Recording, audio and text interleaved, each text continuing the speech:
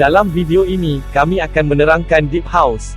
Filem ini mengisahkan dua YouTuber pakar dalam video penerokaan dalam air yang menemui sebuah rumah yang ditenggelami air dalam. Menyelam mereka bertukar menjadi mimpi ngeri apabila mereka mengetahui rumah itu adalah tempat kejadian yang kejam jenayah.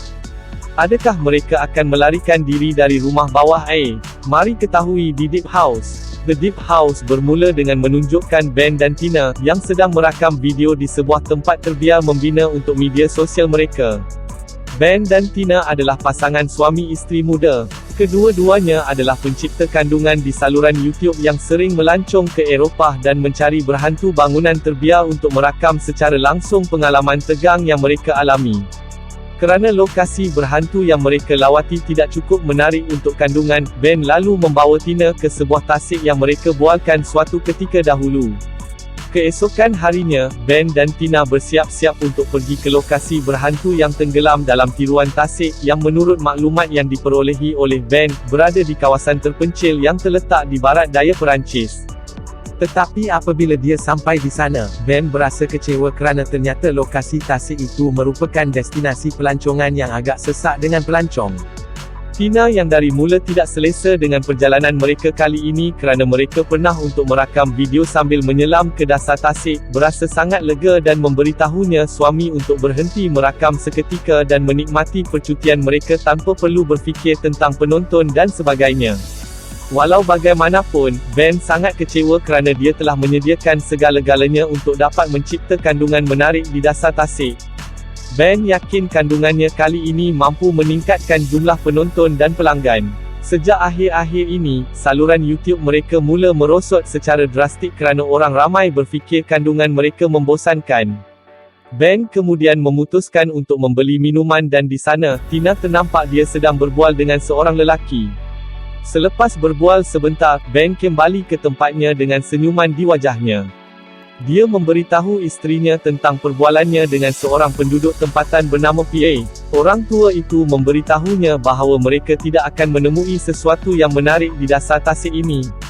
PA kemudiannya menceritakan tentang satu lagi cabang tasik buatan yang lebih terpencil di. Sila like dan subscribe channel kami. Sila layari peti deskripsi channel ini untuk beri sokongan anda. Untuk tonton filem-filem lain sila lawat playlist channel kami. Terima kasih. Tengah hutan. Di pangkalannya terdapat bangunan rumah yang didakwanya masih utuh dan sempurna terpelihara walaupun telah ditenggelami selama 50 tahun. Mendengar ini, Ben kembali teruja untuk mencipta kandungan untuk saluran YouTubernya dan dijemput Tina untuk pergi ke sana. Dipendekkan cerita, Ben dan Tina akhirnya pergi ke lokasi tasik dengan Pierre sebagai pemandu. Pierre berkata bahawa lokasi cawangan tasik itu adalah di tengah-tengah anteluk hutan dan mereka terpaksa berjalan kaki untuk mencapainya.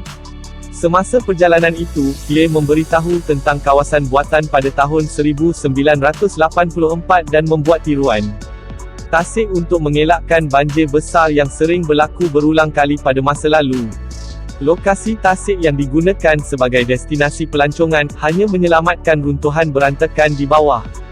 Sementara itu, Pierre mendakwa bahawa cawangan tasik yang berada di tengah-tengah terpencil hutan, mempunyai pemandangan yang menakjubkan dan terdapat sebuah rumah yang masih utuh di bahagian bawah yang akan pastinya sangat menarik sebagai kandungan. Setelah berjalan kaki selama 30 minit, Ben dan Tina akhirnya tiba di lokasi tasik yang dimaksudkan oleh Pierre. Tanpa berlengah, pasangan itu kemudiannya menyediakan peralatan menyelam dan peralatan teknikal yang digunakan semasa menyelam di dasar tasik dan mendokumentasikan semua aktiviti yang mereka lakukan di sana. Pierre yang melihat mereka berdua sedang sibuk bersiap, lalu memberitahu bahawa mereka perlu mengikut tangga di dasar tasik kerana itu sahaja cara untuk mencari rumah besar itu.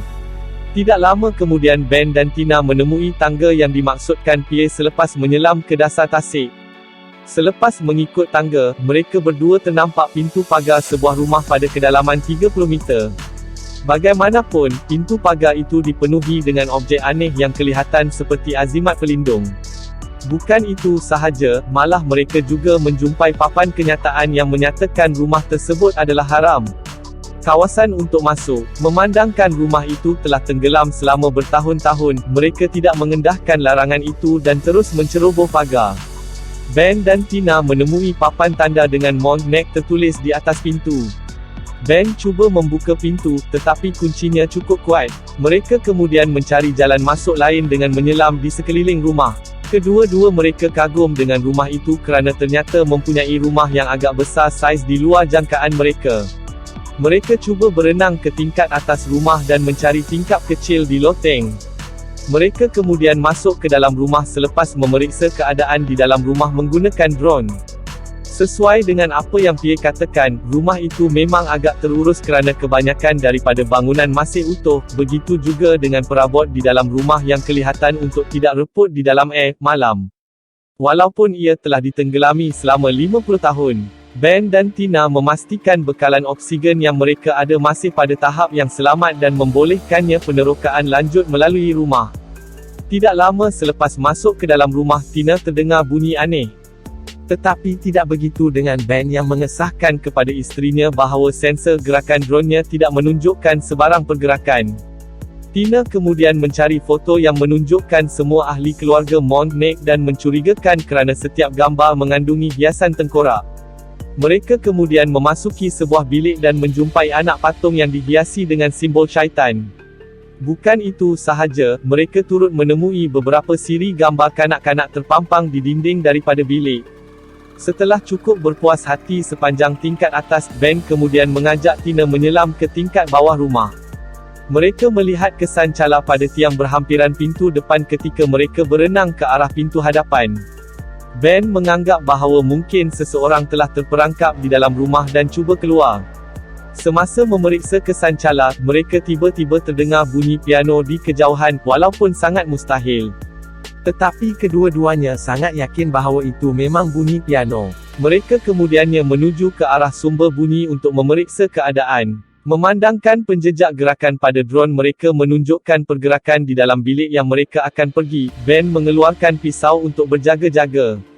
Tetapi apabila mereka tiba di sana, mereka mendapati tiada apa-apa yang cukup munasabah untuk mencetuskan penderia gerakan pada drone mereka untuk menembak. Semasa menyemak imbas bilik lain di rumah itu, mereka mendapati banyak foto poster dan berita artikel tentang kanak-kanak hilang di sekitar kawasan itu. Kedua-duanya semakin curiga terhadap keluarga yang menghuni rumah tersebut.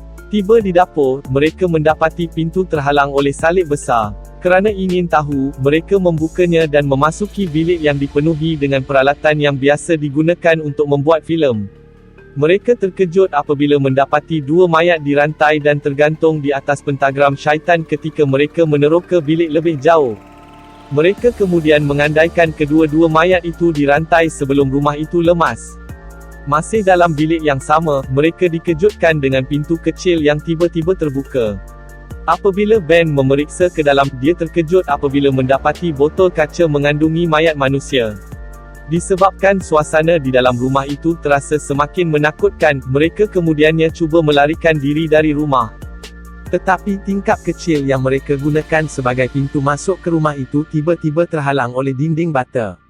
Tiba-tiba Tina panik kerana berasa terperangkap di dalam rumah. Ben cuba menenangkan isterinya dan mengajaknya mencari jalan keluar lain. Lebih-lebih lagi selepas Tina melihat kemunculan hantu gadis remaja yang cuba menyerang dia. Anehnya, semua tingkap di rumah sukar dipecahkan. Tina kemudian teringat sebuah celah di ruang bawah tanah tempat kedua-dua mayat itu dirantai. Mereka segera pulang ke sana. Namun, ketika Tina cuba membuka palang di ruang bawah tanah, tiba-tiba kedua-duanya dirantai mayat hilang, dan Ben tidak diketahui. Tina merasakan sesuatu yang tidak kelihatan sedang menyerangnya. Dia malah terperangkap dalam rantai yang diikat ketika cuba menyelamatkan diri, menyebabkan mayatnya tersepit cedera dan berdarah dengan banyak. Dalam keadaan panik, Ben akhirnya muncul dan segera menenangkan isterinya. Ben berkata bahawa dia sedang mencari jalan keluar di bilik lain. Tina kemudian memberitahu Ben tentang dua mayat yang tiba-tiba hilang. Tetapi apabila diperiksa semula, kedua-dua mayat itu sudah berada di tempat asalnya. Tina benar-benar yakin bahawa dia tidak berhalusinasi dan kedua-dua mayat itu benar-benar hilang ketika dia bersendirian di dalam bilik. Ben, yang masih menafikan bahawa apa-apa yang luar biasa telah berlaku di dalam rumah, ingin tahu dan menanggalkan topeng yang sengaja digunakan untuk penyiksaan zaman pertengahan daripada kedua-dua mayat itu. Mereka mengenali wajah dua mayat itu apabila melihat deretan foto Mond keluarga Neck. Bagaimanapun, kedua-dua mayat itu tiba-tiba hidup semula dan mengejar mereka di dalam rumah. Nasib baik, mereka dapat melarikan diri dari pengejaran mayat hidup. Ben dan Tina cuba keluar dari rumah melalui cerobong asap, tetapi dinding itu runtuh dan terperangkap. Mereka di tingkat yang berbeza kerana jurang terlalu sempit untuk dilalui. Ben terperangkap di tingkat atas, cuba keluar dan mencari keberadaan isterinya. Walau bagaimanapun, semasa di dalam bilik tidur, Ben menemui salah silah keluarga Mond Neck, mendedahkan bahawa Pierre ialah anak kepada keluarga Mond Neck. Ben kemudian berfikir bahawa Pierre sengaja memerangkap mereka ke dalam rumah keluarganya yang telah tenggelam di dasar tasik untuk apa jua tujuan. Ben akhirnya mengetahui di mana Tina melalui alat pengesan drone dan segera bergegas untuk ke sana. Bagaimanapun, dia tiba-tiba diserang oleh mayat hidup lain, yang dia kenali dari silsilah dan foto sebagai anak kepada keluarga Mond Neck dan kakak Pierre, Sarah. Sementara itu, Tina pula cuba menyelamatkan diri daripada dikejar arwah Encik Mond Neck, sehingga dia akhirnya berjaya bertemu Ben. Tina kemudian menyuruh mereka cepat keluar dari rumah dan naik ke permukaan tasik kerana bekalan oksigen semakin berkurangan. Tetapi Ben kelihatan pelik dan berbeza. Tanpa mempedulikan kata-kata Tina, dia kemudian meminta isterinya mengikutnya. Walaupun berasa curiga, Tina tidak dapat mengelak daripada mengikuti Ben. Ben membawa Tina ke ruang duduk yang tersembunyi di tingkat bawah tanah. Ternyata Ben telah dirasuk Sarah dan melalui Ben, Sarah memainkan watak tua video yang menunjukkan apa yang berlaku 50 tahun yang lalu ketika seluruh keluarganya masih hidup. Dari situ akhirnya terbongkar bahawa 50 tahun yang lalu, keluarga Mond Neck menculik kanak-kanak dari kawasan sekitar untuk dijadikan korban untuk syaitan. Mereka secara sadis membunuh dan mencacatkan mayat kanak-kanak ini untuk dijadikan persembahan kepada syaitan yang mereka sembah. Kerana tindakan kejam ini, rakyat yang marah akhirnya membunuh keluarga Mond Neck membalas dendam kematian anak-anak mereka. Bagaimanapun, Pierre Mond Neck berjaya melarikan diri dan terus hidup hari ini. Selepas pembunuhan beramai-ramai Mond Neck, syaitan yang mereka sembah mengutuk keluarga dan tanah dan rumah yang mereka diami. Maka penduduk setempat terpaksa menutup rumah tersebut supaya tidak ada yang berani memasukinya kerana itu dipercayai bahawa Mond Neck masih memerlukan pengorbanan untuk melayani syaitan yang mereka sembah dalam keabadian. Selepas mendedahkan segala-galanya, Sarah kemudian muncul di hadapan Tina dan mula menyebarkan ketakutan.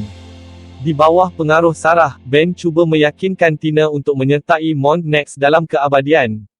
Jelas Tina menolak dan segera cuba melarikan diri dari ruang duduk. Tina semakin panik kerana bekalan oksigennya hanya tinggal 2% sahaja. Dalam percubaan untuk melarikan diri ke gereja syaitan rahsia, Tina mendapati jurang yang mengarah keluar. Ben, yang masih di bawah pengaruh Sarah, terus mengejar isterinya dan cuba membunuh dia. Tetapi Tina berjaya mencederakan Ben dengan pisaunya dan membuatkan Ben akhirnya sedar semula. Tetapi sebelum mereka dapat melarikan diri bersama, Sarah muncul semula dan menikam Ben hingga mati. Selepas kematian Ben, Sarah dan keluarga Mond Neck kemudian cuba mengejar dan membunuh Tina menyertai mereka dalam keabadian. Mond Neck berjaya menangkap Tina dan cuba membunuhnya. Dengan sisa-sisa kekuatan yang dia ada dan bekalan oksigen kehabisan, Tina akhirnya bebas dari kepungan keluarga psikopat dan berjaya melarikan diri dari rumah daripada penyembah syaitan.